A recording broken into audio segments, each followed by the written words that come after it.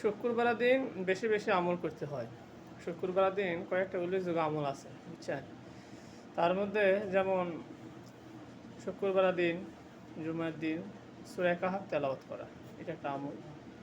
পাশাপাশি আসরের নামাজের পর নামাজের স্থানে বসে ৮০ বার দুরূদ শরীফ পড়া। হাদিসের মধ্যে আছে, যদি কেউ ৮০ বার দুরূদ শরীফ পড়ে, আল্লাহ পাক রব্বুল আলামিন তার ৮০ বছরের সগীরা গুনাহ খাতা মাফ করে দিবে। সে দুরূদটা কি? আল্লাহুম্মা সাল্লি আলা মুহাম্মাদিন নাবিয়িল উম্মি ওয়া আলা আলিহি ওয়া সাল্লিম তাসলিমা। আমি আবার বলতেছি, আল্লাহুম্মা সাল্লি আলা মুহাম্মাদিন নাবিয়িল উম্মি ওয়া আলা আলিহি ওয়া সাল্লিম তাসলিমা। এই দুরূদ শরীফটা পড়া, এটা একটা আমল।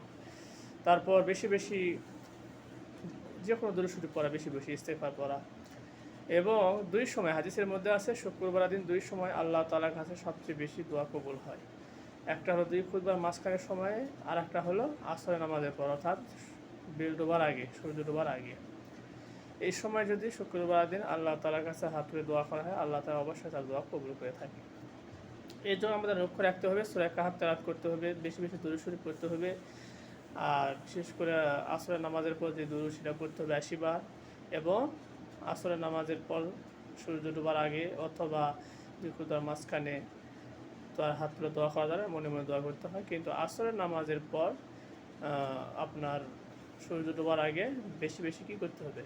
আল্লাহ তাআলার কাছে দোয়া করতে হবে, মাফ চাইতে হবে। আশা করি আল্লাহ পাক রব্বুল আলামিন আমাদের দোয়া কবুল করবেন। সকলকে শুক্রবার দিন আমল করার তৌফিক দান করুন। সকলে ভালো থাকবেন। আসসালামু আলাইকুম ওয়া রাহমাতুল্লাহি ওয়া বারাকাতুহু।